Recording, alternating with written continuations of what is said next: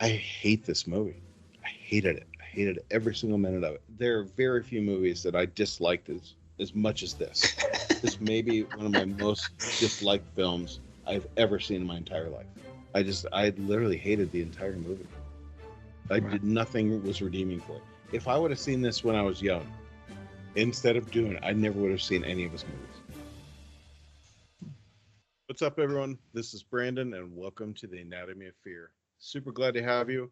I have no idea what episode this is, as Alan and I just discovered. But, of course, with me, as always, is my co-host, Alan. Alan, how are you? I'm doing okay. Well, that's a different answer for you. Yeah.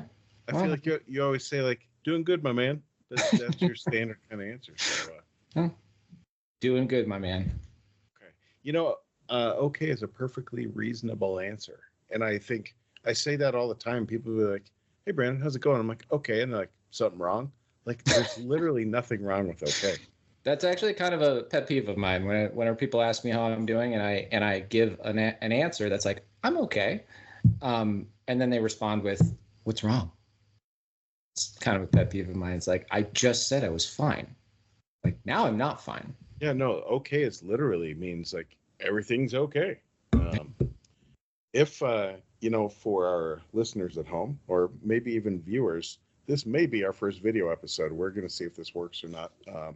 So maybe you can see our faces. I don't know. We'll see. When you're listening to this or watching it, you will know whether you're watching it or listening to it. So, here in Colorado. How are things in Arizona, Alan?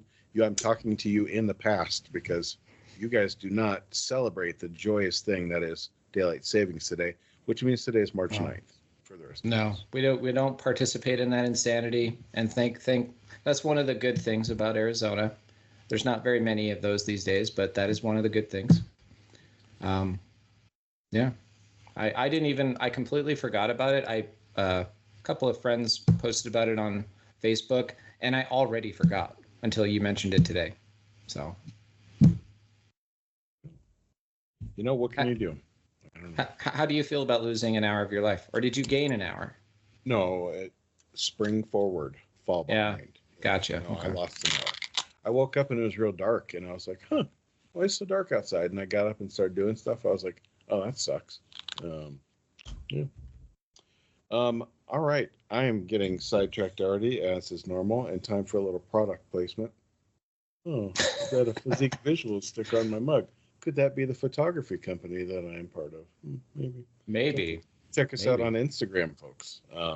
People who are listening to the podcast, you have to go to the YouTube channel to see what Brandon just showed you. Or can we just upload video to Spotify? Because Spotify does do video podcasts. So do they do video now? Yeah, they have. I mean, I think that all kind of started with Rogan's podcast because he's video. Really? That's crazy to me. So we'll see. We don't know. We don't know how things are going. We don't know what's going to work. But with that, a segue into, with the last time we were together, a weird coincidence because, all right, let's time travel back 5 years. We did an episode about pandemics, and that was right kind of at the start of COVID. And I was making quite a few jokes, and we even played a little song at the end about washing your hands. And then COVID turned into a real big thing. Time travel a little bit less, and this was the beginning of March. Right now, in January, we did our 2024 episode, and we started talking about David Lynch and potentially doing a David Lynch episode. Died the next day. So, yeah, I don't know. Literally the day after we recorded it. So I don't know what it is with us. Again, magic powers, I don't know. But, we're like, let's do a David Lynch episode. So that is why we are here. Looking forward to this. And I will say I am not a big Lynch guy. So some of these were first watches for me. But I say all that to Alan. Take the wheels, man. Take the wheels of this episode. Because I know you know way more about them, and you got us ready for this. So I will turn it over to you, my friend. Well, first of all, I think you're the one who has the superpowers because you're the one who brought up David Lynch, I think. Right. And I do think that it was kind of crazy, like a lot, like way more serendipitous than you might realize. Because like not only did that happen, but like I was looking into some other facts about him. Like I was getting ready for this episode, and I researched a bunch of different facts. And one of the craziest facts is that first of all, his birthday is on the 20th of January, so he died 5 days before his, I guess it would have been 79th birthday or 80th birthday, one of those two. And so his birthday would have been on inauguration day. But also, I found out that he was present for the inauguration of JFK. He was a Boy Scout. Hmm. So he was there when he was a kid on inauguration day for JFK. I just think that's crazy. Interesting. Like I don't know anything about him personally. I mean, really, one of the few things I know about him, and I have a noisy mechanic hear or see me typing. I don't know much about him. I always know he had a really good head of hair. I always had really good haircuts. And that's about all I know about him. Oh, he's from Montana. It's iconic. It's iconic. But yeah, I've got a little bit of a list here to go through of like just basic facts of his. I'm not going to go through too much of it, but before I do that, I just kind of want to like maybe set the scene. Like what is your interaction with David Lynch and his filmography? Like did you actually watch him as a kid, or did you watch most of these as an adult? So, not even kidding. Dune was probably my favorite movie as a kid. Um, every time I would be at my dad's house, because my parents split up when I was pretty young, and we'd go to the video store, I would get Dune, and it would drive him crazy because we go to, that was back when you would rent videos from Cub Foods or King Supers or Safeway, and I would rent Dune almost every single time. I don't know why I was obsessed with that movie, and I know people have very strong feelings about that movie one way or another these days. And But we'll be getting into it, I'm sure. yeah, I'd say outside of that, it was just because of Twin Peaks, just because of kind of the age bracket we're in. That was Did you watch that growing up? Okay. Yeah, and I always loved the soundtrack of Twin Peaks. It was scored really. I mean, it had kind of the quirky detective-y type stuff that Lynch had in a lot of his films, but a lot of like the piano scoring for that soundtrack was phenomenal. So, but outside of that, I've had a pretty long dislike of David Lynch's films. I've honestly, other than Dune, I realized I hadn't seen most of his films. But I had, and during this rewatch, I discovered the film that made me hate him. Because I was like, I feel discovered or rediscovered. I guess rediscovered. As I always felt like he has these great actors, has a great script, and he must toss it up in the air all willy nilly, and then reassemble it at random into ways that it doesn't make sense. And you think he makes movies impossible to understand on purpose? I can't understand it otherwise.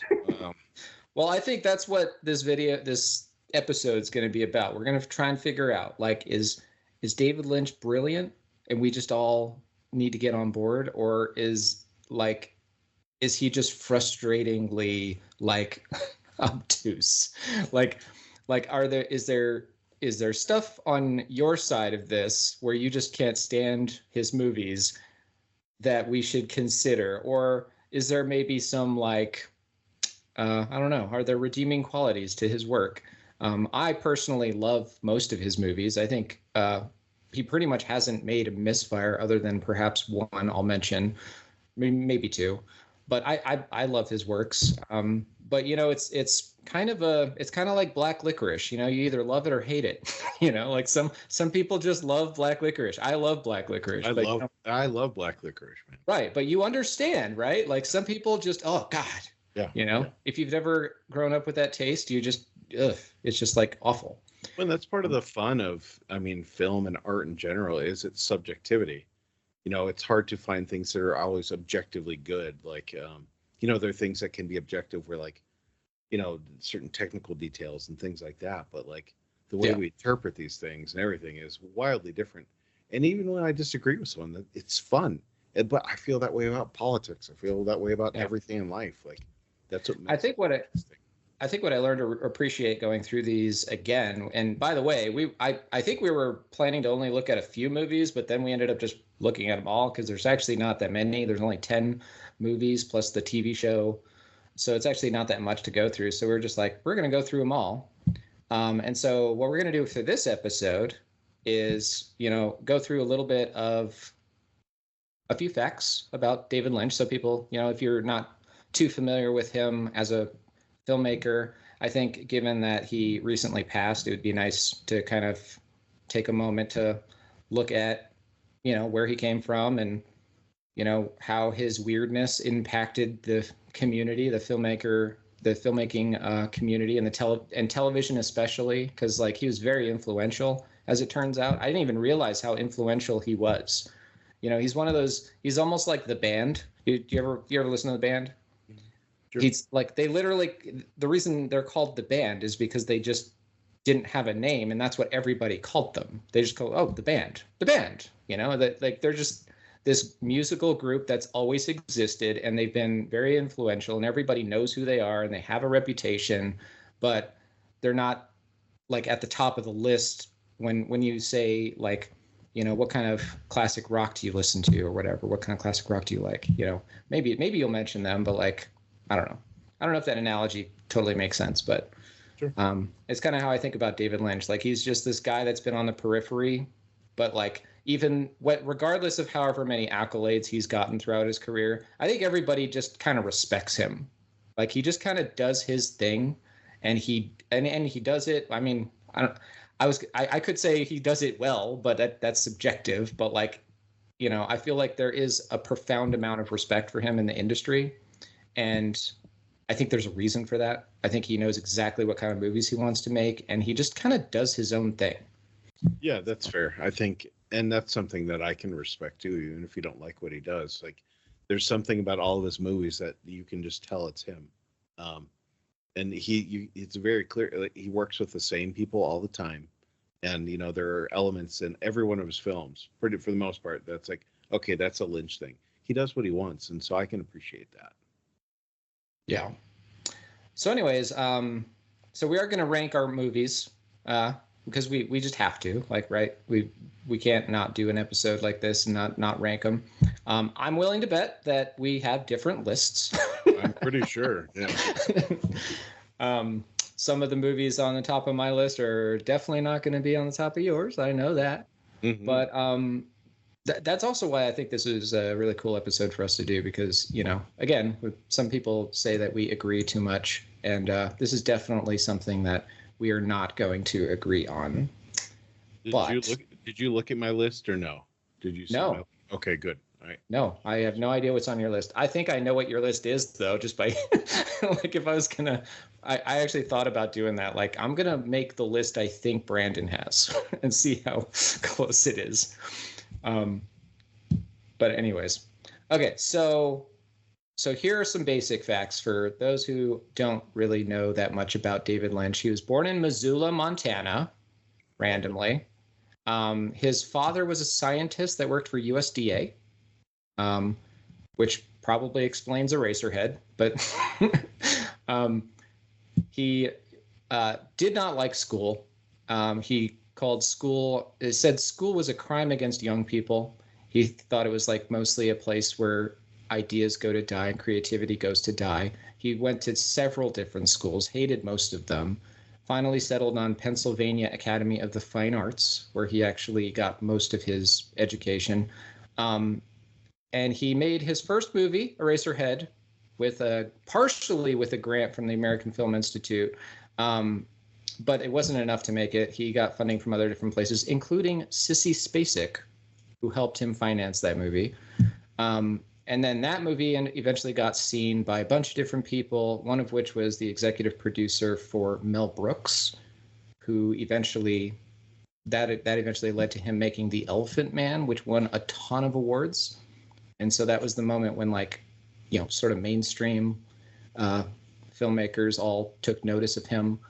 I'm sure we'll talk about that movie later, but success of that movie led to other opportunities. He was offered the chance to direct Return of the Jedi.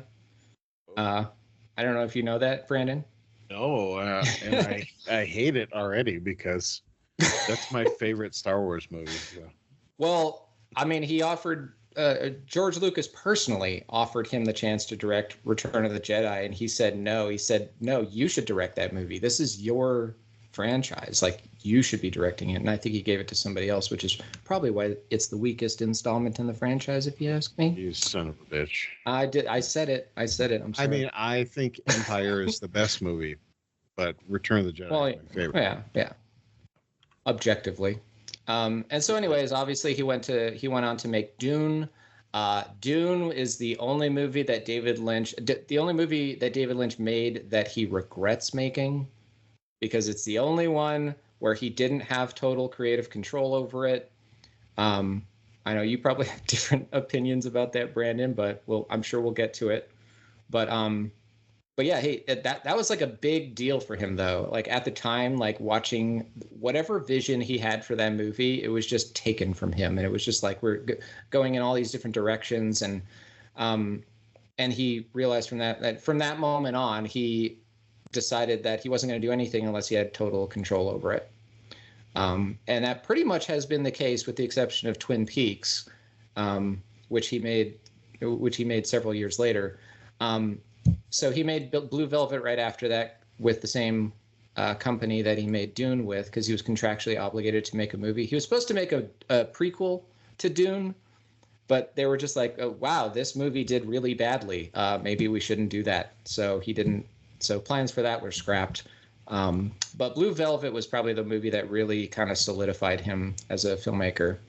That everybody was just like, whether it's a big budget movie or not, or, you know, that was kind of the movie that really solidified it. Then he made Twin Peaks years later. It had a very successful first season. Very weird show. If you haven't seen it, I would say at least watch the first season. The first season is like, it's almost flawless in my opinion. And then for those who don't know anything about Twin Peaks, here's what happened. He made this really weird show that was completely unlike any other TV shows at the time. It basically, it was one of the first ones to take a non-serialized approach to narrative long-form filmmaking. I mean, TV shows had been, somewhat non-serialized at the time, but not like this. Like, this was one where there's like a big overarching mystery, and we sometimes go back to it, but there's all these weird characters, and you're never really sure what an episode is going to be like. Like, it's just so out of the ordinary, and I think that's what people liked about it. And it was so influential that there's a bunch of creators that have said that Twin Peaks changed their whole approach to television. One of which is David Chase, who made The Sopranos, has constantly talked about how influential Twin Peaks was on the making of that show, which is why that show has a lot of dreams, and it has a lot of drinking of coffee and a lot of these little. I'm actually rewatching Sopranos right now, so I'm seeing all these different like Easter eggs. So if you like watch Twin Peaks and then you immediately watch The Sopranos, you're like, oh, that's a throwback to Twin Peaks. I get it. But the story about Twin Peaks is there was an 8-episode first season, and it was renewed for second season. They brought back the second season, and the studio forced David Lynch to reveal who the killer was, the killer of Laura Palmer. And according to David Lynch and many fans of the show, that's what killed the show, because it took away all the mystery from it. And after they forced the reveal of the killer, David Lynch left the show briefly to go make Wild at Heart with Nicolas Cage and Laura Dern. Very weird movie. He came back to finish the show, and then the show got canceled. And then 25 years later, in 2017, I think it was, they brought the show back for a third and final season. And that season is amazing. Have you watched it, Brandon? I haven't, no. It's like however weird you thought the original show was, this one's even weirder, but it's weird in a way that like is actually very easy to follow for the most part and very, very, just very fun. Um, How does the movie fit in? Because where does that? so the movie Fire Walk with Me came out after the second season was canceled, and it's a prequel to the show. And a lot of people at the time hated it because it was not what they were expecting. Because first of all, like the mystery's already been solved. We already know how Laura Palmer was killed. We don't really need a whole movie to show how she was killed, kind of thing. But I actually think that a lot of David Lynch fans have looked back on that movie fondly, going, you know what? I think we were kind of a little rough on this movie. I think this movie's actually pretty dope. And so that's Twin Peaks. Then he just made a bunch of weird stuff in the 90s. 90s was very weird, David Lynch. He did a bunch of commercials and short videos. He did a TV show called On the Air, which was, I'm told, terrible, but it's not available to watch anywhere, so I don't really know. But he also did Lost Highway, which was a very strange movie, and The Straight Story, which he made right after Lost Highway. So he made Lost Highway, which was very bleak and dark and like sinister, and then immediately follows that up with a Disney movie.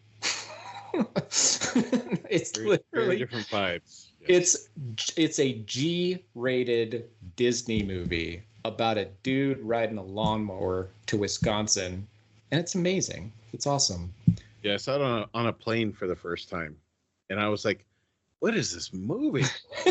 And there's like some amount of charm to it. There's just something kind of charming about that guy. So. But you know what's funny about that movie is like there's also a lot of Lynchian hallmarks in that movie if you understand Lynch's filmography overall. Like there's even a shot of the highway, which is like it's almost identical to the shot from Lost Highway, which is at night, so it's like light and dark kind of thing. But anyway, he made Mulholland. Oh my God, I wrote Mulholland Highway. Mulholland Drive. It almost sounded like you were going to say Mulholland Jive. I know,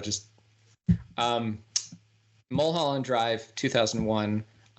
That's generally considered to be one of, if not his masterpiece. Very widely regarded as, it's like if you want to know what Lynchian looks like, that's a very good test case. And that movie did really well. And then he did Inland Empire a few years later, which is an experimental movie, which he didn't have a script for that one. He just started filming and just kind of built a story around what he was filming. And it kind of shows in how like completely cryptic it is. And it doesn't really make a whole lot of sense. But that was 2004, I think. And then he didn't make any movies again after that, sadly. He did come back to Twin Peaks in 2017, like I said. He did a couple of shorts.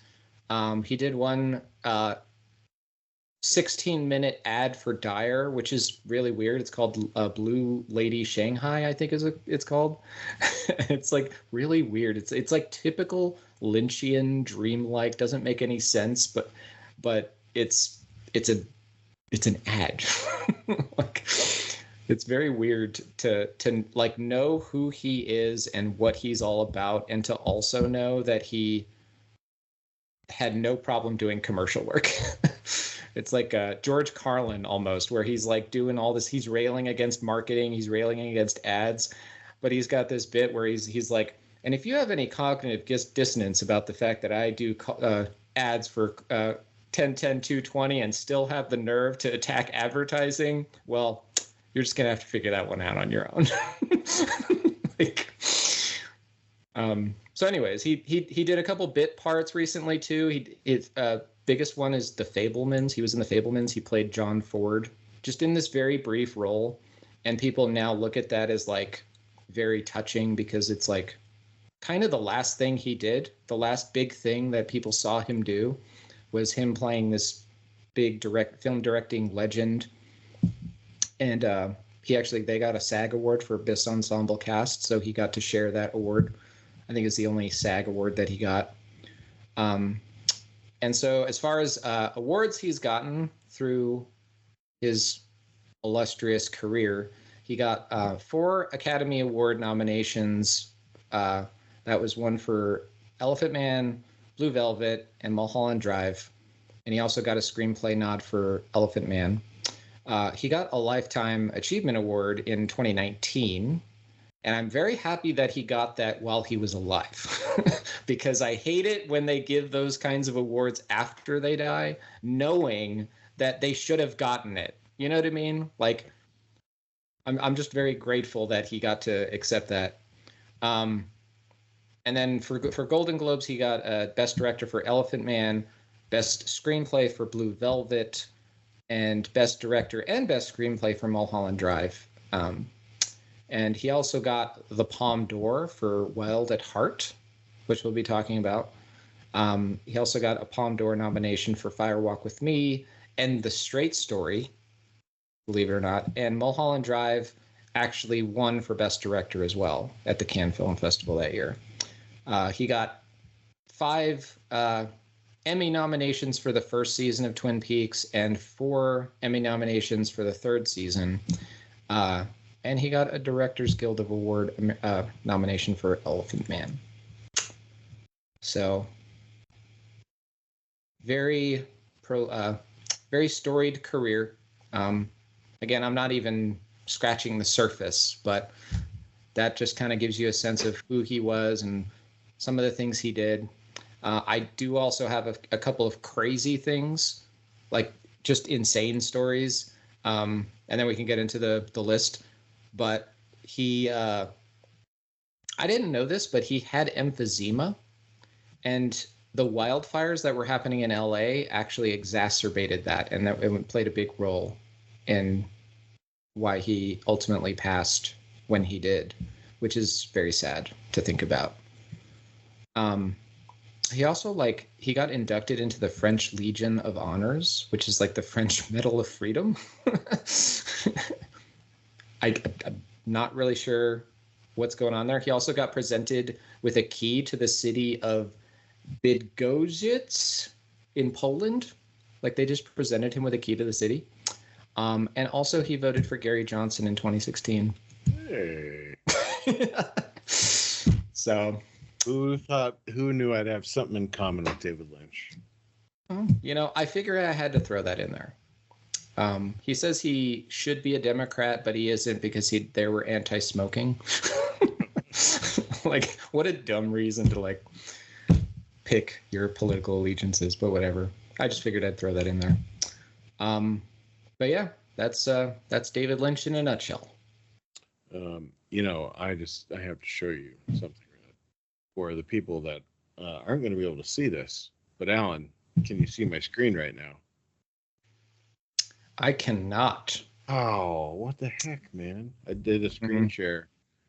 All right. Yeah, I don't. Skype has bugs now because they're getting rid of Skype now, which is very sad.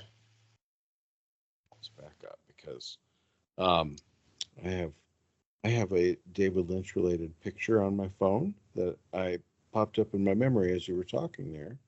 Well, you can message it to me. But then how other people won't be able to see it? I could just, with the magic of editing, for the people who are watching this. That's a good point. Okay. The magic of editing. All right. Well, you guys will just have to wait and see because I have a picture of me with Michael J. Anderson, who was the man from Another Place in that.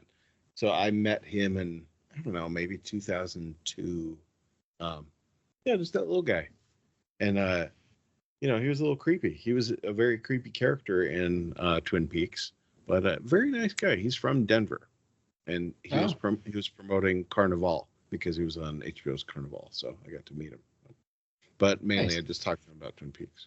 All right. Well, you can send it to me. I'll splice it in. I like this. So, did you have any comments, thoughts, suggestions about all that little business I just read through? No, not really. I don't. Does it not blow your mind that he has all these like accolades from like France and Poland and No, the France thing doesn't surprise me. I feel like that's I don't know. There's something very French feeling about his weirdness. So I don't know. That's I think. his weirdness is very French. That is true. Um, yeah. Well, I think he's going to be sorely missed. So Yeah, I know quite a few people that I mean they absolutely love David Lynch, and I've tried to get it. I mean, I honestly have tried to get it, and it's just never. Going back to when we first started talking about a lot of this stuff, and some of my rants about things, and me being like the snakes on a plane guy. I think I just have to try too hard to understand his stuff, and I think I've always kind of struggled with that a little bit. So I think that's part of it. yeah. Well, I mean, I grew up watching a lot of weird movies that were kind of out there, and I'm the guy that put Skinamarink on his list. Was it last year? Mm-hmm. Oh, okay. I'm looking at the picture that you just sent me. That's pretty awesome. That's a young Brandon there. Wow. Wow. Okay. Yeah, I mean, I think that was probably 2002, so I was, 20, early 20s there. So, wow.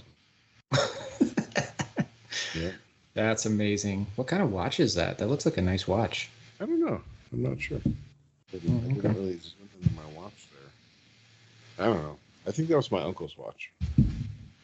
My uncle Lonnie's watch. Did you like quote anything to him? Like no, because he just talked in weird backwards voice into it. So. That gum you like is gonna come back in style. I'll bet he gets that a lot, right? Yeah, no, he was a very, very, very nice little guy. I don't need to throw in the little guy thing. I just decided to. So. Fair enough. Cool. All right. I didn't know any of that stuff. I almost moved to Missoula, Montana, so that's I like that fact. Well, before we get into our ranking, I found this quote that kind of explains where he's coming from on like why he makes these weird movies about middle America, but he does them in this weird kind of like alien kind of way.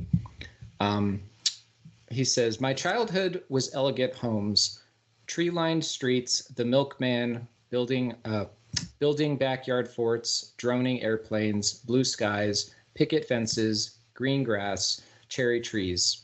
Middle America as it's supposed to be. But on the cherry tree, there's this pitch oozing out, some black, some yellow, and millions of red ants crawling all over it. I discovered that if one looks a little closer at this beautiful world, there are always red ants underneath, because I grew up in a perfect world. Other things were contrast." So I feel like he grew up in Missoula, Montana, kind of like this middle class world. And when he slowly started to discover that the world is maybe not as rosy as he thought when he grew up, he started to incorporate that more into his art. And so, the key to understanding anything that he does is that it's all a balance of light and dark, and that he'll take something that looks completely idyllic, like that shot from Blue Velvet, where you got. As you're saying that, I'm thinking of the beginning of Blue Velvet for sure. Right, yeah. Right. And that's kind of like the point of that shot of the milkman kind of waving, and there's this white picket fence, and everything's like nice and idyllic, but then it just kind of goes down into the grass. Because like it's really quite amazing and extraordinary the way he tells the story visually like that. And he does this through all of his movies. Like he basically does like the same thing throughout all of his movies. Like he just shows this contrast between light and dark. There's also like split personalities are a big thing, because there's this idea that you're disconnected from yourself because you're not in balance. He's also really into transcendental meditation. For those of you out there that are like really into that, that's like really big for him. It's all about creating the sense of mystery so that you go deeper and deeper, and then you kind of discover the meaning. And it's like it's like 2 + 2 logic. Like you could show the number 4 to people, or you could show them 2 + 2, and then let them, complete the number in their head. And so, yeah, that's kind of a summation of his style. There's so much to it. There's a channel on YouTube that I think does the best job of like explaining it, and I did not write it down stupidly. I want to say it's called Twin Perfect. With the magic of video afterwards, you can put in the URL or the name. Yeah, or you could tell me what you think of everything I just said, and I can inconspicuously look it up right now. Well, I was going to share with you because I had to look up Return of the Jedi here, after you talked about Jedi. And it says on there that 3 other directors that were considered before Richard Marquand were Spielberg, David Lynch, and David Cronenberg. And so my head really started to go on this deep dive of like, whoa, can you imagine if Cronenberg would have done Jedi? Yeah, that would have been an experience worth watching for sure. That was 83, so that was peak Cronenberg weirdness right there. So yeah, that would have been very interesting. So it is called Twin Perfect. This guy literally has a video called Twin Peaks Actually Explained. No, really. And it's 4.5 hours long. And he did another one after this that was actually, he did like 2 more after this that are like 2 or 3 hours long to combined. It's interesting. I mean, if you're really into, if you really want to get an explanation, it's just like, I'm the kind of weirdo that, I will watch videos like this because I love picking movies apart, and I love like, I loved getting to rewatch all of this stuff and then go online and see like what other people are noticing about this stuff. And that's why, like, as far as like horror goes, I would easily take even a bad David Lynch movie over most of what's out nowadays, because it's just so interesting. Usually, like the way he tells a story is so fascinating to me. So, any other thoughts there, sir? No. I'm surprised you're not pushing back more. No, I mean, I appreciate that you like it. I mean, to the last thing, I can literally, I'd almost rather watch Clownado than most David Lynch stuff. And I have spoken at length about that. But I mean, I genuinely, like, so when I was watching some of these movies, I did try and read more explanations online of like what the meaning of them, was. And I think I just got frustrated because I wanted to understand, but I think I have a real issue and this isn't just him. I think I have a real issue with films that like require that much effort on the viewer to understand it. And I'd say there's other directors like that too, like Terrence Malick really bothers me too.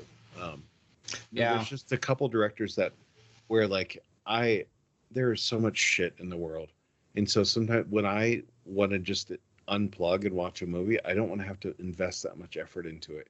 And I feel like there probably is a lot for me to understand in these movies, but I'm honestly not willing to give the effort most of the time just because, it's competing with too many other things.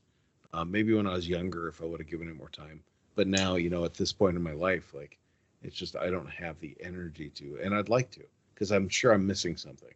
I know it is like his movies. The good thing about them is like, it's better to watch them uninterrupted without distraction, because you will miss something. And I'm not necessarily going to say that everything you miss is crucial to understanding it. Like, as I go through my ranking, you'll see that like some of the movies are like the things that he puts in there to add layers of meaning are kind of crucial to understanding the overall plot of the movie as well. And so it makes it a little harder to kind of follow. But the movies where it's actually pretty easy to follow, but it's not super easy to understand everything that you're seeing. I think that balance, if that balance is there, it's a truly extraordinary experience, in my opinion. It's like there's not very many filmmakers that can do it. There's a lot of filmmakers that try to do it, that try to like add all this mystery. Like one of the people who claims to be influenced by David Lynch is J.J. Abrams. Except my problem with J.J. Abrams is I think he doesn't understand the objective. Like his whole mystery box thing. He talks about the mystery box, how he like when he starts writing a story, he doesn't know how it's going to end. He doesn't know where it's going to go. It's a mystery box. But that's not exactly what David Lynch does. He knows exactly what's going on at all times. He just creates the mystery around this core idea of something that makes sense. Like that, like it makes, like I've always viewed like the director's job is to like have something make sense to him or her, at least, regardless of whether or not it's easily accessible while the viewer's watching it. Like, in other words, it should, like, this idea that movies don't have to make sense doesn't compute with me. Like, I don't think that that's how it should work. You know, it should make sense to at least the person who's making it, you know? And I think a lot of filmmakers, they just kind of throw in weird stuff. That's why, like, the second season of Twin Peaks, you can see that, where, like, he kind of walks away for a bit, and then just other people are trying to be Lynchian, and they're just missing the point. Like, they just don't understand what's, like, what he was doing from the first place. You know, like, it's just a complete, I don't know, misalignment of objectives. So I do think that what David Lynch was able to do throughout his career is something that very few filmmakers can do. And that's create a sense of mystery about something, you know, and conjure up all these complex emotions and thoughts and ideas, and to be in total control the whole time. Like, as a filmmaker, you're in complete control of you're telling the story exactly how you want to tell it, and you're telling it in a way that nobody else can tell. But you're in complete control the whole time. And so even if there are people who watch it that are just like, I couldn't follow that, or I couldn't get into that, or whatever, like, I just was not on the same wavelength, I'm completely understanding of that. Like, I totally get it. These are weird movies, and they're not for everybody. But I can't express strongly enough how much respect I have for that kind of filmmaking, where you're just in complete control of it the whole time. So I guess with that in mind, we can transition into our rankings, if you're ready there, buddy boy. Yeah, let's do it. Yeah, let's keep moving, because it is late. And something for us to consider for our watchers / listeners is, what is the ideal length of a video podcast too? Because, we definitely get a little, I feel like video, we probably want to keep it a little tighter, would be my guess. So, yeah, we'll see. I don't know. Let us know what you think, if you're watching or listening. So we have a couple categories that we're going to mention as we go through our lists. Hopefully, Brandon, were you able to go through all these? I answered all of your things. Oh, okay. Yeah. You answered all of my things. Okay. Yeah, and I did not watch Inland Empire. That's the only movie I really can't. I've never seen that one, so I really can't speak to that one. Okay. So the categories I came up with are biggest WTF moment. I'm sure you've got one of those. Yeah. Dumbest moment. That's kind of like red meat for you, really, because I wanted you to be able to have one for just you. And then best redeeming moment in a bad or mediocre film. Best performance overall. Best use of music. Funniest moment. Movie with most potential. And best special or visual effect. So those are the ones that I'm going to be mentioning as we go through these. So, are you ready, Brandon? I'm ready. Let's do some Let's do some bests. Would you like to go first? Sure. Your number 10. You did have 10, yes? No, he doesn't have that many movies. Yeah, yes, he has 10 movies. Well, but I didn't do Inland Empire, and I didn't do the Disney one, because I've seen that one before. I mainly focused on his bigger movies. So really, I have 7. Okay. Well, where would you put these movies on your list? Because I ranked all 10 of them, because there's 10 of them. I didn't do that. Let's see here. What am I missing? Why don't I only have? Well, because I didn't put in Firewalk with Me, so that was the thing. Did you watch that one? No, I've never seen that. Oh, okay. No, because I kind of wanted to, because I wanted to rewatch Twin Peaks, and I only got a couple episodes in. I just had to prioritize the movies there. So yeah, I can really only start at 7, but since I didn't watch it, well, let's say number 10 for me. Should I just put the movie I dislike the most, or should I just toss a couple at the top there that I haven't seen? I don't know. Yeah, I don't know. Whatever you want to do. Well, I'd say then you do your 10 through 7, because I can't speak to. Okay. My number 10 was Inland Empire, which I'm sure you guessed, because that's the one I keep going to, where I'm like, this movie is it's 3 hours long. It's his longest movie.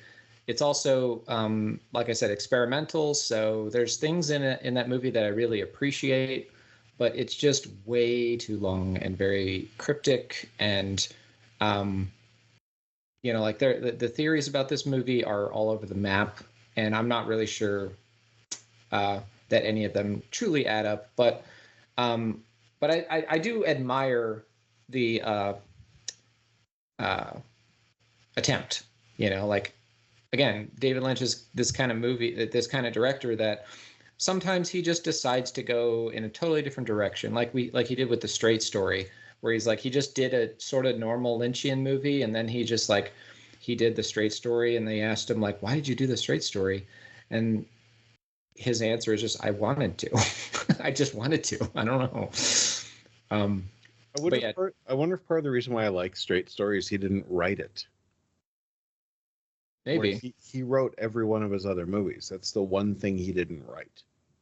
So I don't know if maybe that's because, again, I struggle with something like the structure of his films a little bit. So I don't know. All right, sorry. Maybe. Number 9 for me was Dune. I don't know if you it sounds like you might have a fondness for that movie. And I don't fondness, but it doesn't mean it's a good movie. Yeah, I don't hate the movie either. Like I don't really hate any of his movies. Not even Inland Empire. I don't see myself watching it again anytime soon. But I don't hate it. But Dune, I don't really hate. But it's not a very good movie. I think objectively, it's got really bad exposition and really bad dialogue, and the special effects are very cheap, and it's just kind of boring for the first half of the movie. It is kind of boring. This also has my dumbest moment, which there's quite a few dumb moments in this movie, but the moment at the beginning when the big head center of the universe dude is, his people are saying she has to leave the room, and that's right, yeah. I'm just like, why does she have to? And then she leaves the room, but she could listen to what they're saying anyway, and I'm like, wait, but he's the center of the universe, dude. So doesn't he know that she can listen in? Why did they make her leave?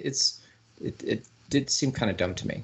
Maybe if you've read the books, you can maybe explain it to me. I don't understand what was going on there.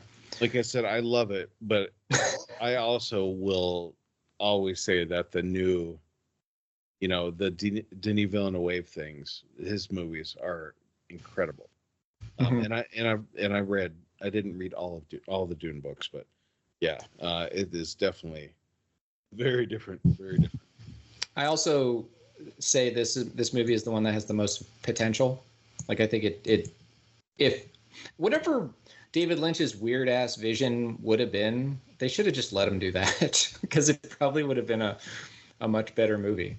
But I feel like he complained about the exposition, like how they would do something like the whole stretch of the voiceover where they're explaining everything, and it just takes very long to get to the actual story first of all. And it's like Lynch probably didn't even want to do any of that. That was probably something the studio made him do. Like, you got to explain what's going on. You can't just start in the middle. Yeah, like, I'd almost forgotten about that when and again, this is a movie I've seen probably 100 times in my life. I'd forgotten about that whole part with, because that's Virginia Madsen as Irulan, like explaining it at the beginning. I had totally forgotten that, but it does feel very like, I don't know, like very Clash of the Titans, or maybe like something from Conan, where like it's this explanation that didn't really need to exist. Other than, I don't know, maybe too, because Virginia Madsen is very beautiful, like, but she has no part in the movie at all. Yeah. Other like than it kind of worked for Lord of the Rings. I thought the way they did their thing at the beginning, it kind of feels like we're getting into a story, like we're actually reading a story, and there's like a voice of God type character who we do see later on in the movie. Worked a lot better in that one, but I don't know. I think Dune could have been a lot better if they had just let David Lynch do his thing, but whatever. Yep. Then number 8 was Lost Highway. This was one of the first movies of his that I watched, and I remember loving it growing up. I think I watched it like right after it came out, actually.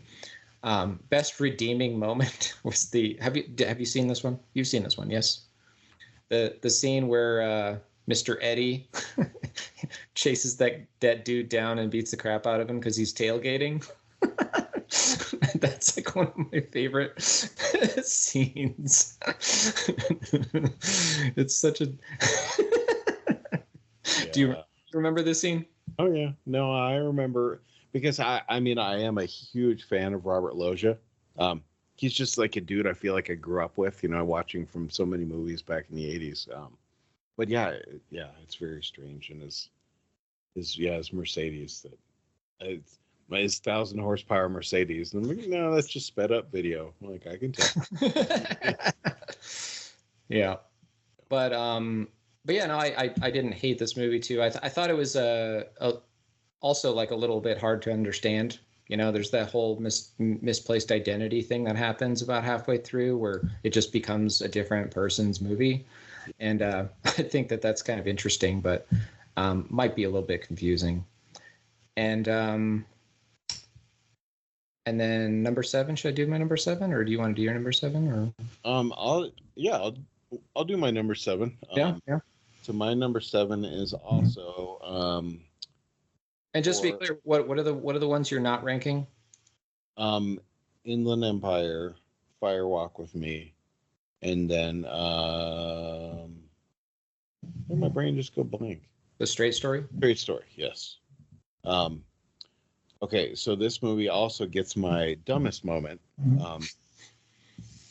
And I hate this movie. I hated it. I hated every single minute of it.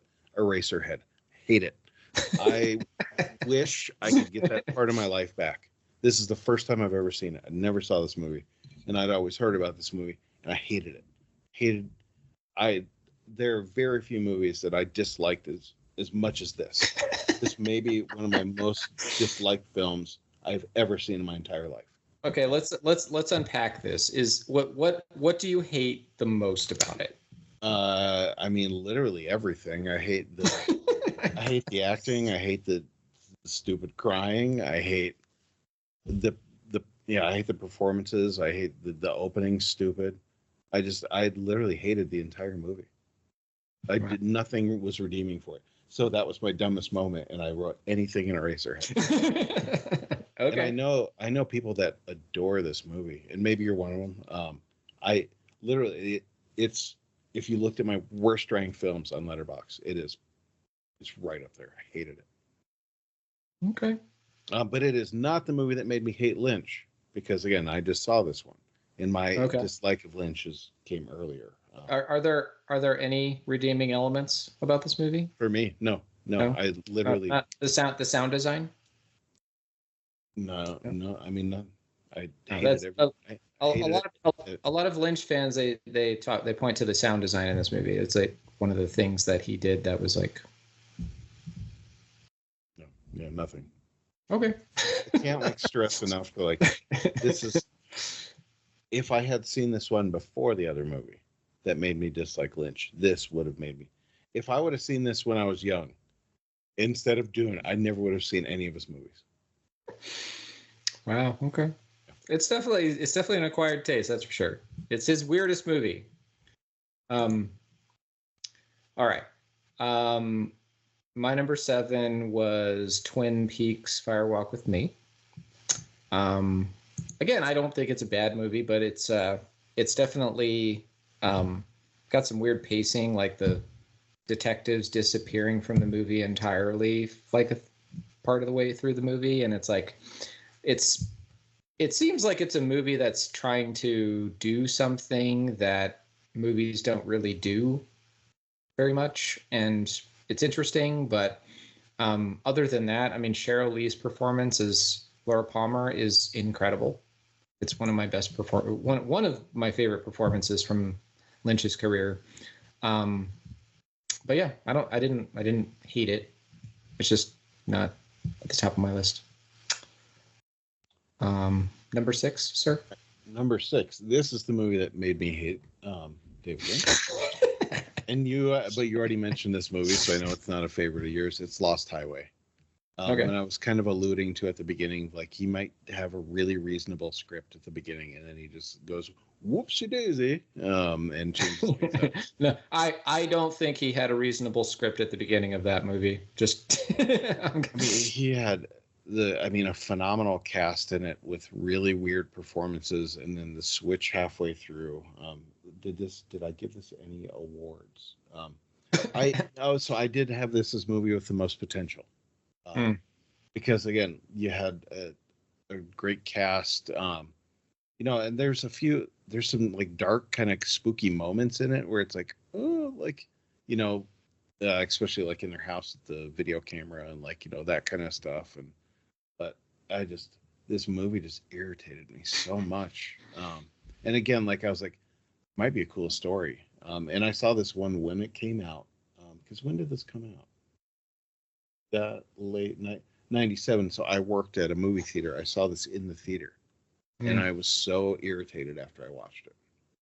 I want to say I almost watched it in a theater. It would have been the first David Lynch movie I watched, but yeah, no, I agree. I mean, it's not easy to understand everything, but again, it's another one of those movies where like, if you take the first half of the movie and the second half of the movie and you almost treat them like two different movies, they're watchable. Like they're like I'm watching Bill Pullman be weird and getting these weird videotapes and talking to this weird dude. And then the second half of the movie is basically Blue Velvet. Like Lost Highway is basically Blue Velvet if it ended differently, is how I explain this movie. It's like this young kid who's flirting with evil and darkness, and Blue Velvet's the one where it has a happy ending and he actually makes the right decision, and Lost Highway is the one where he doesn't make the right decision. And so what you're seeing at the beginning of the movie is basically what he becomes. Sure. And so that's in the broad strokes, that's what's happening in that movie, and so it kind of makes sense. But again, yeah, it's take it or leave it kind of movie. Yeah. It does have a good soundtrack, though. It does. There's a redeeming moment there. So yeah. Eraser had none, but all right, my number 6 is Wild at Heart. A lot of great moments. This is like the weirdest way to tell a Bonnie and Clyde type movie, where it's like it's almost not even about that. It's kind of a William S. Burroughs kind of thing that's going on, where it's like actually about the American dream, and there's so many weird moments in this movie, but probably Willem Dafoe is the the one that everybody talks about. Like, he's such a bastard in this movie. Like, oh my God. and the perfect casting too, by the way. Um, and yeah, it almost seems like he's deliberately trying to defy convention with this movie, where it's like you've seen this kind of movie before. And I also think this is one of those movies that is hugely influential, because you remember this came out in 1990 or 89, one of those 2 years, and you remember what happened a couple years after that was we got True Romance, we got Reservoir Dogs and Pulp Fiction, and all of these sort of movies that are doing kind of something similar with like outlaws and bandits and you know, that kind of thing. And it's like I feel like Tarantino's career, like Tarantino owes his entire career to this movie. I think if you watch, you know, this movie and then you watch like Pulp Fiction right after this, or True Romance especially, like if you watch True Romance after you watch this movie, you'll be like, okay, so Tarantino's just basically copying David Lynch. Got it. So, but better. Yeah, because I'll take True Romance over Wild Heart any day of the week. I don't know, man. Wild Heart's got a lot of really interesting moments. I mean, there's some charm to it for sure, and I agree with Willem Dafoe. I almost feel like Antichrist is Bobby Peru's payback. Like the fact that Willem Dafoe had to get his, you know, oh yeah, the Antichrist scene, that was payback for being a creep in this. So I think Willem Dafoe has just decided to take the weirdest roles that no one else wants. I mean, it's like he has done a lot of really weird roles. He was also in Boondock Saints as that weird ass detective. Remember that? Yeah, I mean, he's phenomenal. I don't think there's a single person alive that wouldn't say that Dafoe. I mean, he's great. He's made some great movies, but yeah. Number 5, sir. Number 5 for me is Blue Velvet, and I also had written down a funniest moment for me was just kind of Dennis Hopper's bonkersness in this, and I know, which I think some of those scenes are supposed to be more disturbing, but I thought they were more funny. Like the whole bullet from my gun stuff, and that I remember that being like the intro for like some punk rock song or some hardcore band song back in the 90s, and I was like, oh, that's where this is from, because I'd never seen Blue Velvet either. But I didn't dislike it. I mean, again, a great cast, like everything he has, like a really interesting cast. And it had, I mean, I don't know, there were things about it. But I mean, we're getting into where it's like I didn't despise the movies, so we're trending in there. So it's basically just Eraserhead is the one that you have a visceral reaction to. Yes, and then Lost Highway really irritates me. So, but you said that had potential. Potential, yes, just because of it had a good actors. Is it the non-linear nature of it that bothered you? Yeah. Or is it? Okay. Yeah, and I just felt like it felt kind of nonsensical. Like it felt like there was intentionality to make it confusing, and that's what irritates me about Lost Highway. With this, like, there are things that I genuinely, you know, kind of I liked about Blue Velvet. It didn't, even though the stroke at the beginning really made me laugh, because I was really confused about that whole scene, and then with the water and, you know. But no, I didn't dislike it. Me and Letterboxd, I gave it 2.5. So I'm giving that just, you know, 2.5 out of 5. So I consider this like, okay, this is an okay movie, using that okay term again. Fair enough. Number 5 for me was the Straight Story. I hadn't seen this until like a week or two ago. I watched it with my mom because I figured, it's a G-rated. This seems like her type of movie, and it totally was. And we liked it. We both really liked it. It's very, you know, touching. That scene in the bar where he's talking to the other vet, telling the story, was probably for me the hardest thing to watch, because it's like it just kind of comes out of nowhere. You know, like it's a movie about a guy who's riding his lawnmower to go visit his brother who's dying. And he has no other way to get there. So he's just like, I'm just going to ride a lawnmower. And it's based on his true story. Did you know that? Yeah. Okay, I didn't know it was based on a true story. Yeah, and But he died right after this movie too, Richard Farnsworth. oh, I didn't know that. Um, but yeah, it's just kind of about how he like meets all these people who like kind of are nice to him and kind to him, and they're it's almost like the opposite of Blue Velvet. It's like Blue Velvet is showing like all the niceness about America is actually kind of hiding this seedy underbelly, where this movie is kind of like everybody's all kind of like cynical and depressed all the time, but here's a movie that shows the good side of America. Like this is what America really is. Like we actually take care of each other, and we actually, you know. Yeah, I feel like that's a very fitting kind of topic and assumption about today's world, where we are so polarized to thinking the other side of our belief is awful, but like most of us are really reasonable, kind. We just want to be safe and happy and take care of each other. And but the loudest voices are not always the majority. So I think that's a timely kind of observation Yeah. by you. I would definitely say if you don't watch David Lynch or you don't like David Lynch, at least watch this movie because it's the least Lynchian of his movies, and especially nowadays with the hyperpolarization and division that we have in this country right now, and how everybody's just kind of at each other's throats. It's just nice to have a movie where it's just like a warm hug kind of movie, you know?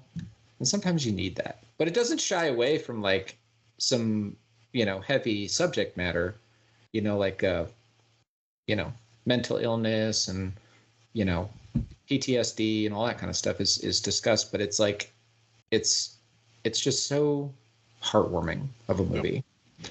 Um and Glad you like yeah, I did like it. All right, number 4, Mulholland Drive is what I had at number 4. Um, yeah, I had this. I kind of edited one of your questions because you had best redeeming moment in a bad film. I don't think Mulholland Drive is a bad film. So I mentally scratched out. Well, I said mediocre. Do you think it's mediocre, or do you think it's like actually pretty good? No, I think it's decent. I gave it a 3 out of 5 on Letterboxd. So this Okay. is again we're trending upwards. I really just went with redeeming moment, and because I'm a dude, and you probably know I don't need to go into. Oh gosh. So yeah. Okay. Well, I'm saying that slightly in jest. Yeah. No, I mean I like this movie. I think this is the movie where I developed a real crush on Naomi Watts, though. I will say that. Yeah.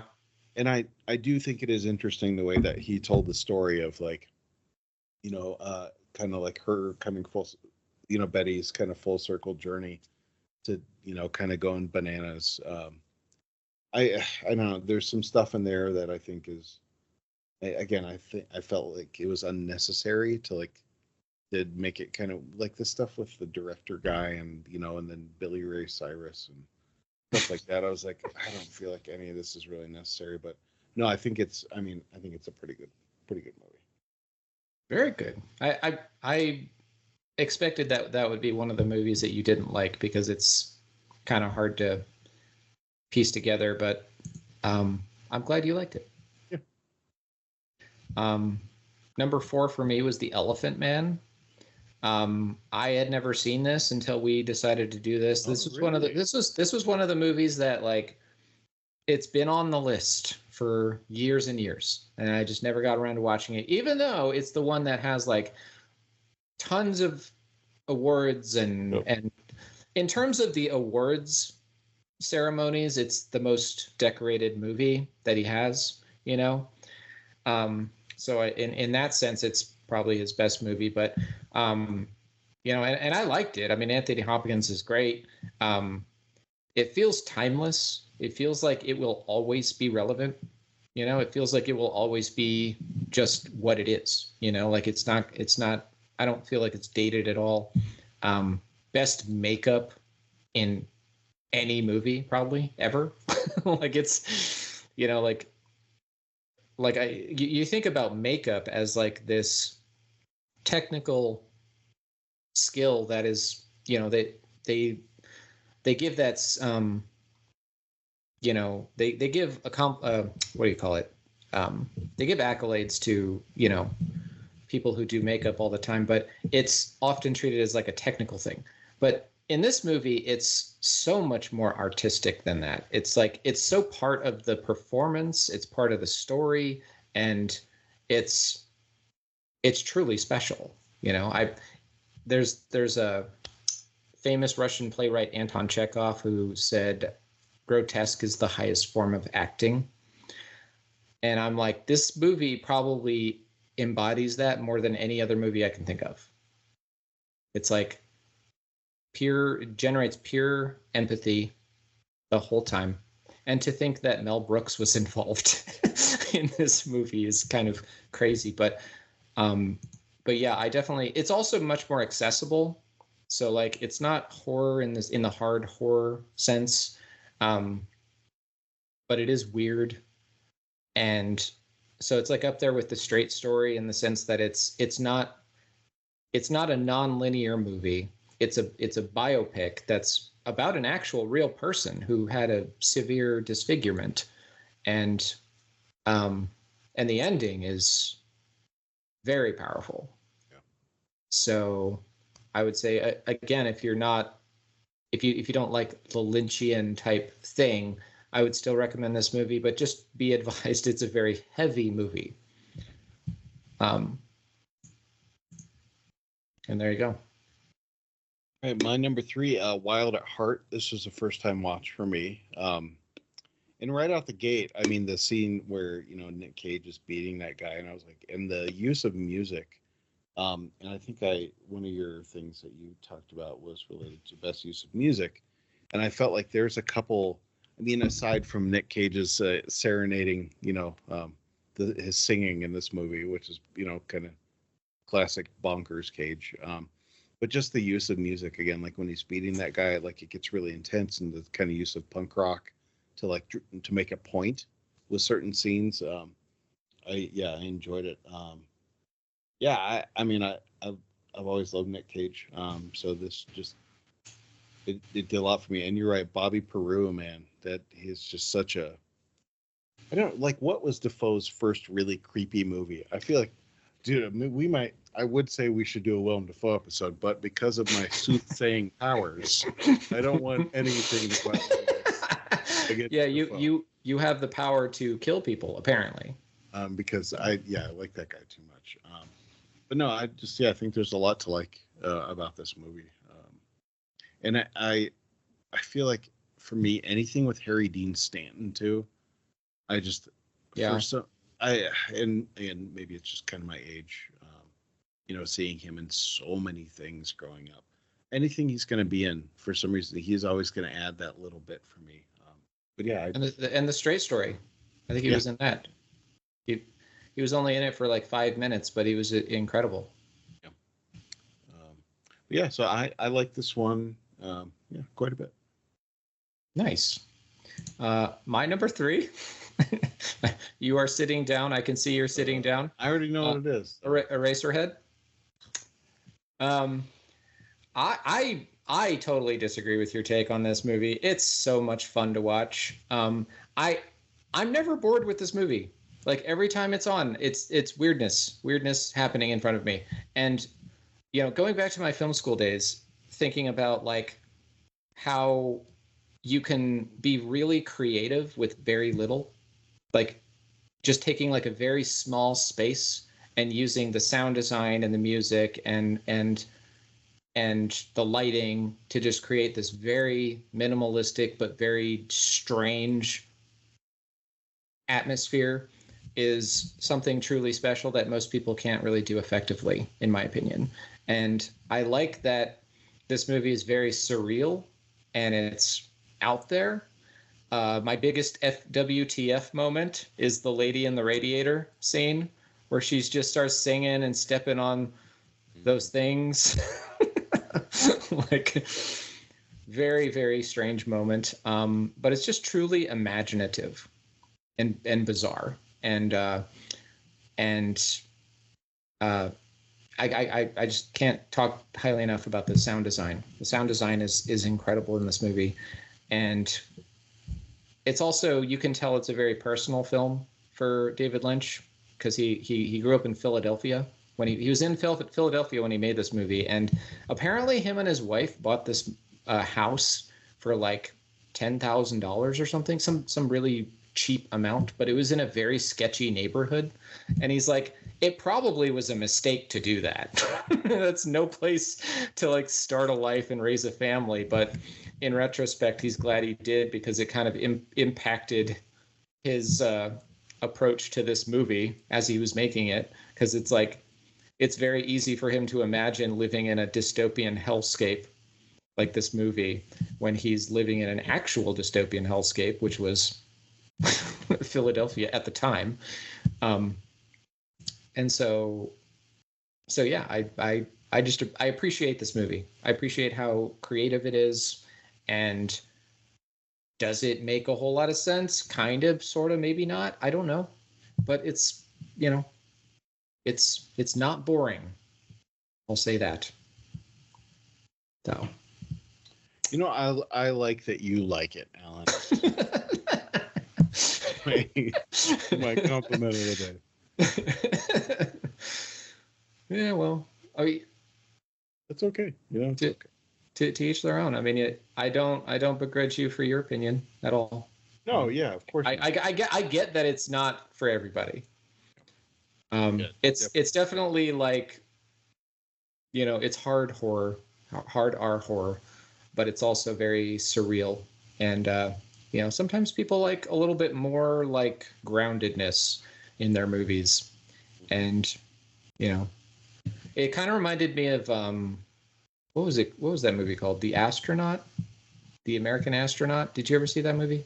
No. It's like this black and white, like low budget movie, but it kind of has the same kind of vibe. It's like about an astronaut who's just out.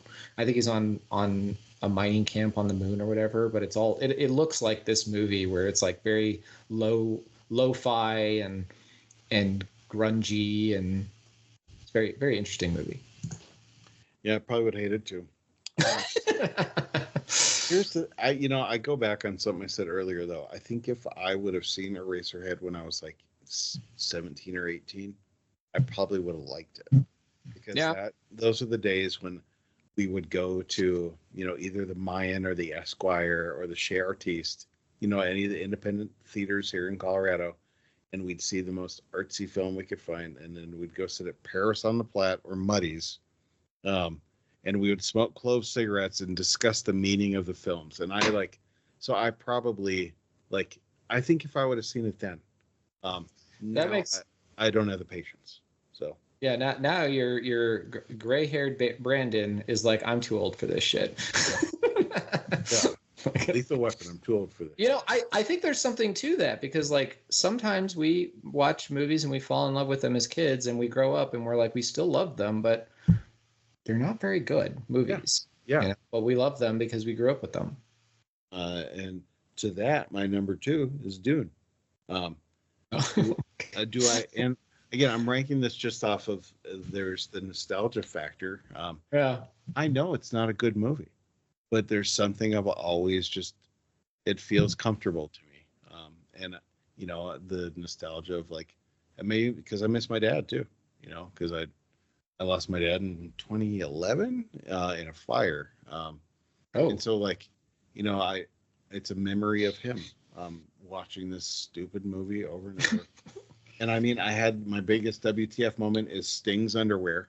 The fact that we had to see Sting in a thong, something I never wanted to see.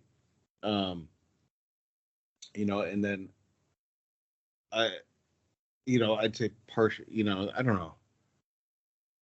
Yeah, there's not that much good about the movie. And then again,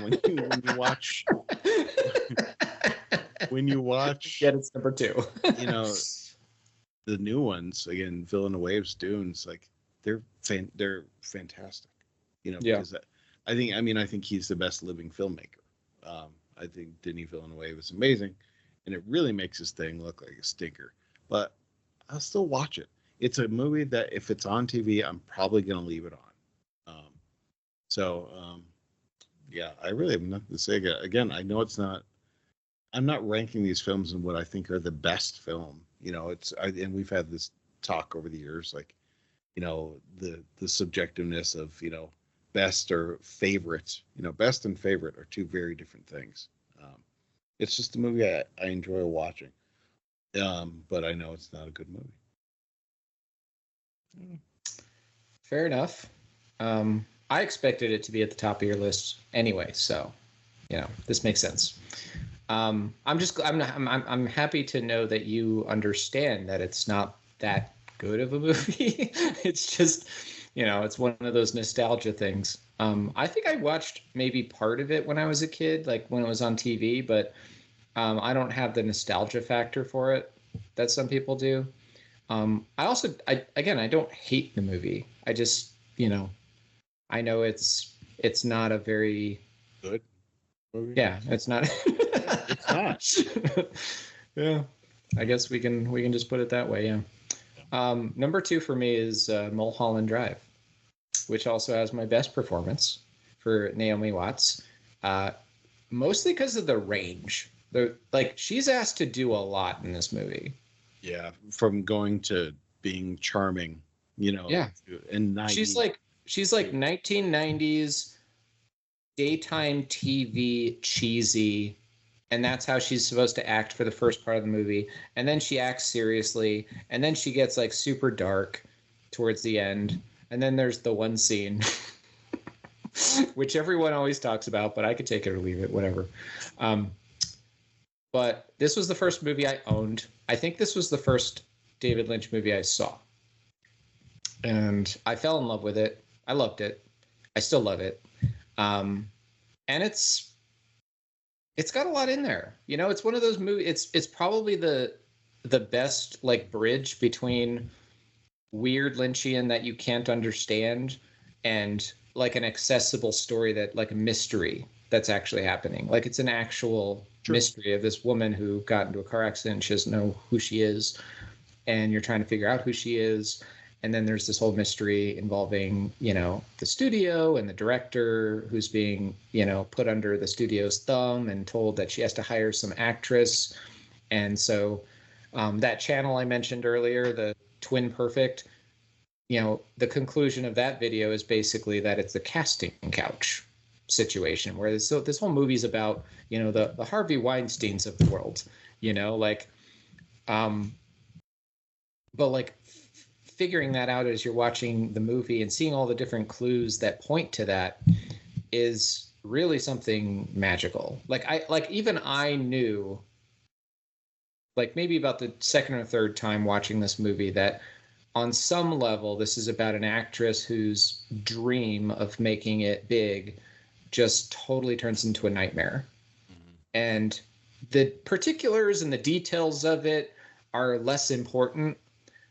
But if you can understand that that's what's going on, and I think that most people can if you watch it, that's the difference between a Lynchian movie that people just are not going to like unless you're already a Lynchian type fan, and sort of a general audience who's just like, what is really going on here?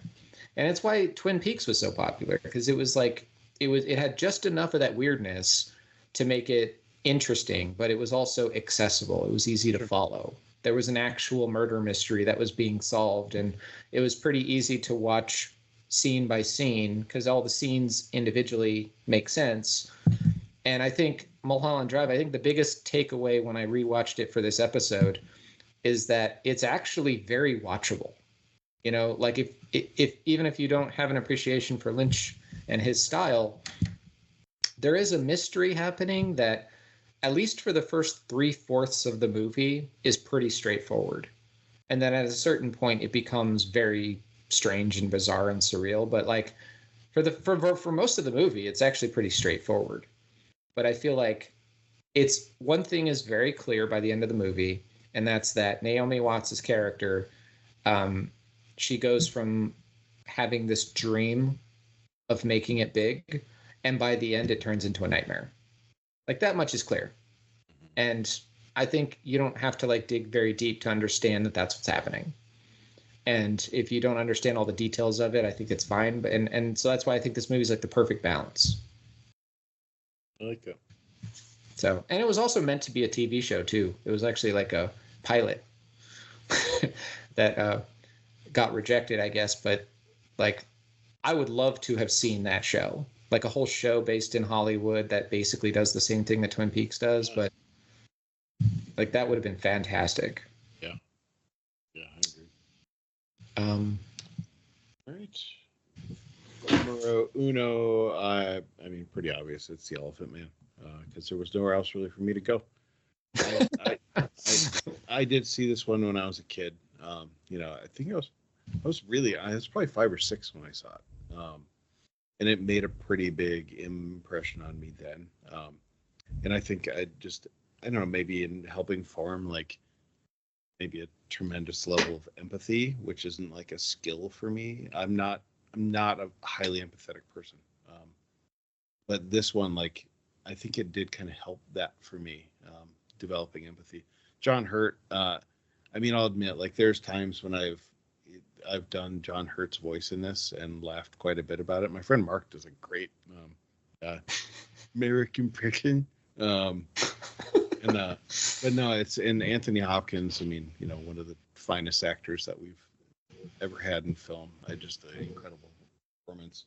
And so this one, obviously, best overall performance. And then also, I mean, I threw this in as special / visual effect just because of the makeup work that they did on Hurt. But yeah, what a roller coaster of emotion that this film puts you through. Because I think we all have this natural level of disgust at the grotesque. I think that's just, something that's built into all of us. But then being able to see the humanity behind something, and I think that's something that we drastically need now, and being able to see the humanity in things that maybe we don't like. But then this kind of journey of hope, for Merrick in this, and then to see it kind of get crushed and washed away at times. And yeah, it's a lot of up and down, but I think it's a pretty brilliant film. I think it's, for me, that's an easy, top of the list for me.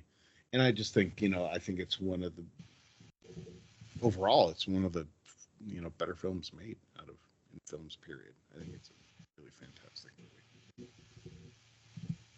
Yeah, I agree. It's definitely probably one of the better films made of all time. I would agree. All right, I should also mention my best visual effect probably would have gone to that movie. I didn't actually add that in. I'm not sure why, but I probably would give it to that as well. So my first one, my number one, Blue Velvet. This actually wasn't my favorite for a long time, but it became my favorite when I rewatched it recently for this episode. Because so this movie I watched before I went to film school. I took a couple classes at community college, and there was like an intro to film class, and that's where I watched this movie for the first time. I was like, what are you making us watch? Jesus. The intro to film, and you're making us watch Blue Velvet. This is quite an adult film. But I was not old enough to appreciate it then. I feel like if you're watching this movie when you're 17, 18 years old, like I was, you probably are not old enough to appreciate it. And I think it's a very mature film in that sense. There are some movies that I feel like you just have to be older to really understand, like, and appreciate what's happening. And because I watched it again recently, and that's all I kept thinking about was like, this is a movie that's it's about innocence, it's about coming of age, but it's about a lot of other things. It's about a lot of very adult things, and I think it's a masterpiece, the way that it's put together. The whole story arc, the fact that you have a kid who's like being tempted with,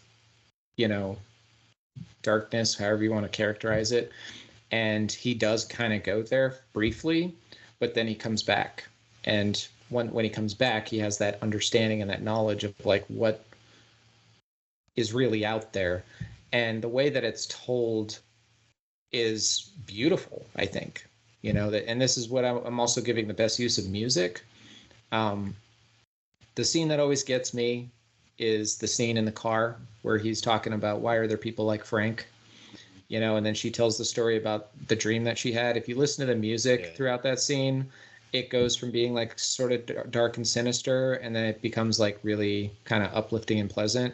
And both of those soundtracks are throughout the entire film, but that's the scene where they like you have both of those in the same scene. It's such a beautiful scene. And it really is. And I think I definitely didn't discuss that, but I think Laura Dern in that, like when she's explaining in that, like, and there's a couple of moments in her, she's never an actress that I've ever really thought it was like, man, Laura Dern's really good. But in Blue Velvet, you're like, God, she's good. Yeah. Really good. So, yeah. And my first exposure to Laura Dern was in Jurassic Park, like the rest of us. Yeah. like the rest, most normal people. But then when I watched this movie, I'm just like, oh, that's the girl from Jurassic Park. This is not the sort of movie I would have expected her to be in, but whatever. Yeah, I agree. Like she's fantastic in this movie, and even that scene at the end where, you know, Isabella Rossellini's character is brought into her house and her parents are there, and it's just very like awkward and kind of just emotionally powerful. And her performance in that, and I don't know, it's just there's so much to unpack about this movie. It's also very straightforward. It's probably one of the more straightforward ones by Lynch, where it's just like there are surreal elements to it, but it's like it's very straightforward. Like you know what it's about plot wise, and there's very shocking moments and of course the famous bug shot, you know, like the one in the beginning where you know, you got the milkman waving and then it turns into that shot of the ants in the grass, which is, I think, an iconic shot now. It's like the quintessential Lynchian shot. You know, it's like, this is basically what it's all about. But yeah, I think it's a perfect movie. That's cool. Yeah, I didn't know. I mean, going up to this, I guess we'd never really discussed David Lynch stuff before. And, you know, all the years we've been doing this, I didn't know you had such an affection for this. So, and here's the thing, like I clearly have very strong feelings about his movies. I'm just not, again, like it's just not my style. It's not my thing. But I do enjoy seeing when it is their thing. And I think that's just a general thing for me. Like, and I can tell by the way you talk about him that you do, like, you have a genuine affection for him. So I like that. So I'm not bummed at the fact we did this at all. Like, I think, you know, it made me appreciate different things about him. It made me dislike certain things about him. But I feel like I have more reason to have opinions, and it did expand my opinions a little bit. So I definitely appreciated it.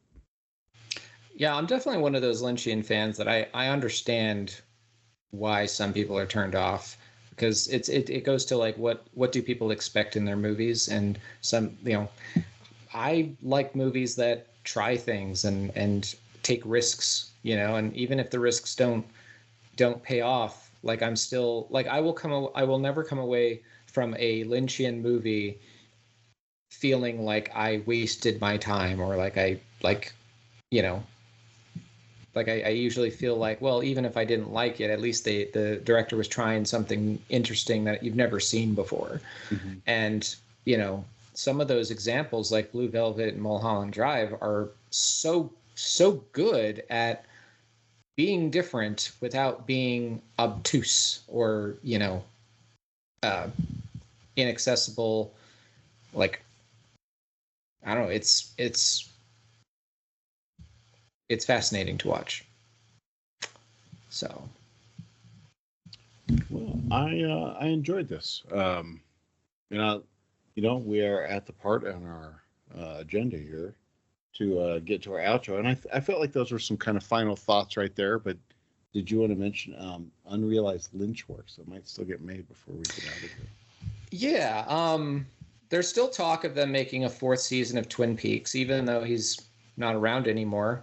That is something that's probably on the top of the list of like most likely unfinished works to be made.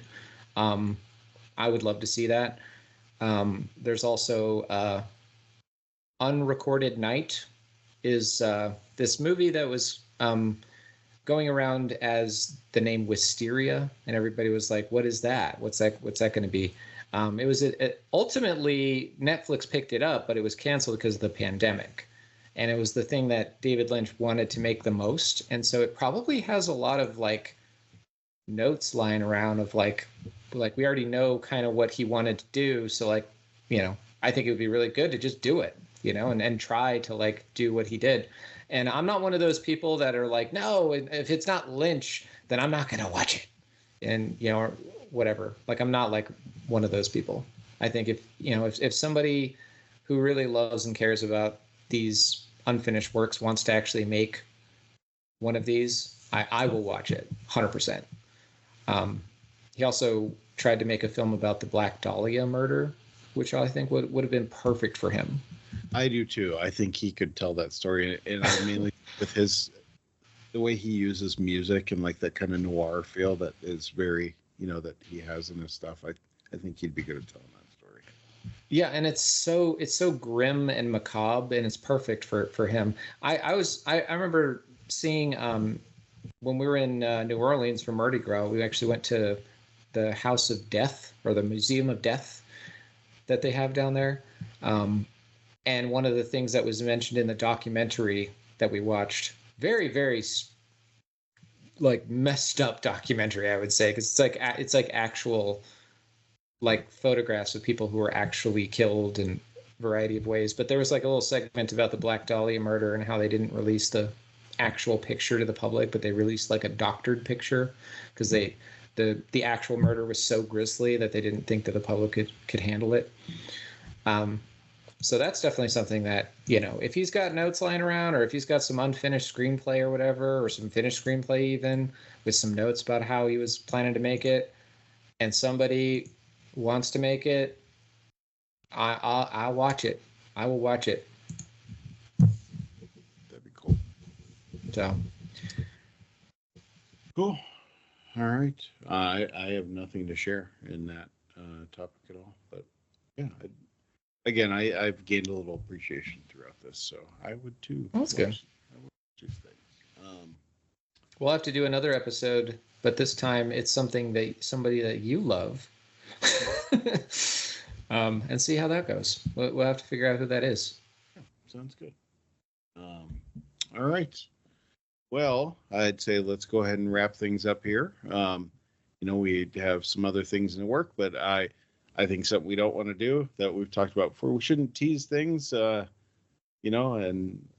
as much, because we're like, oh, up next we're going to do this thing, and then 8 months later we do this thing. But, getting this out, this will be our second episode of the year, and we do enjoy doing this, so we just want. Well, yeah, this was only like a month and a half, so. Yeah, and yeah, I think we could have done it faster too, and or maybe we just have, kind of what we've always done, are these kind of longer form episodes, diving a little deeper into topics. But maybe we just get together and be like, hey, I watched this movie the other day. Let's just do a quick one about this certain movie or something. I don't know. It's a good way for us to catch up and just talk about stuff. Anyway, so. Yeah. I don't know. Anything you want to share before we wrap things up here? No, I'm glad we did it. I'm glad you gave me a reason to rewatch all of his stuff, because I also hadn't seen the third season of Twin Peaks until we decided to do this. So I binge watched that recently, and I'm really glad that I did, because it was so good. It was so good. So bizarre. And Naomi Watts too. I mentioned she was my favorite performance of all of these. She's also great in that too. Like or the role that David Lynch would, when he called her, probably said, "Okay, I've got a role for you. This is what you're going to do." And she goes, "Really? That's all?" Okay. But then she just knocks it out of the park, because she's just. And Lynch has like these, a lot of the actors that he uses over and over again. And I think there are certain people that are just like, yeah, whatever you're going to do, I'm in. Yeah, that's probably what it was. Same thing with Laura Dern. She was also in it, and she was like, Brad Dourif. There's just like, there's a bunch of people he worked with over and over. So yeah, I can see doing that. But did you see Kyle MacLachlan's like sort of farewell speech at, I think it was the Golden Globes, maybe? No, It was actually really emotional and kind of powerful. But you know, David Lynch basically made his career. yeah. Oh yeah. You know, and so like he probably more than any other actor that's worked with David Lynch, probably him and Laura Dern probably had, you know, had their careers most defined by David Lynch. And so like, you know, I imagine it's probably a lot harder for them to see him go. Sure. But Alan, as always, it's good to see you. And let's we'll chat offline, figure out what's coming up next, and then we'll get to work on something else. So that'll be fun. And hopefully, if we alluded to it, this may be our first video episode if things work out the way that they might. If not, then you'll be listening to it. Then you can just imagine all the things, like me talking about Alan's beard's looking nice today. I tried to show a picture that didn't really work, but he can maybe toss that in, or you can imagine a 22-year-old me with a tiny little guy. So I don't think anybody can imagine. I think the picture is going to have to do a lot of heavy lifting there. But with that, I know it is real late for me. It is almost 2 hours past my bedtime, so I need to go to bed because I got to work. Actually, I have to take kids to school and then go to work. So yeah, but we just really appreciate everyone tuning in and listening/watching. And once we know if this works or not, I'll make it not so awkward and about talking about listening or watching. And if you want us to do more video, go ahead and leave a comment and let us know. Yeah, that's a good way to let us know. Yeah, and also I think timing too, of again figuring out like what's the right time for something like this. Should it be shorter? Should it be longer? Like, where's the best platform to listen or watch? Like, we are up for all feedback. I know for me, I really don't. I care what people think, but I really don't for the most part. I talked about kind of my lack of empathy. So generally, like if people have feedback on like better ways to do things, or just what their thoughts are, none of it's going to hurt my feelings. So please, like, give us your feedback. I thrive on that stuff because it doesn't hurt my feelings at all. All right, I'm glad you're hosting this show. Well, thank you for driving this one largely. And I'm just here for jackassery and comic relief. But By the way, did you watch the Department of Transportation video that I sent you? No, I didn't. No, because I know you wanted me to watch it before we did this. And oh God, it's so short. It's like 30 seconds. So I'll link to it. It's David Lynch was asked to do a commercial for the Department of Transportation in New York City back in the 90s. And it's amazing. I will watch it after we are done, and then I will. But I'm sure it's amazing. It is. I can't think of a better way to get people to stop littering. Okay. So I'm intrigued. Limited brain power up here, man. I forget a lot of things. So all right. Now I'm dragging things out. But again, appreciate all of you, Alan. Good to see you and talk to you as always. And everybody, thanks for tuning in, and we will see you and talk to you soon. All righty.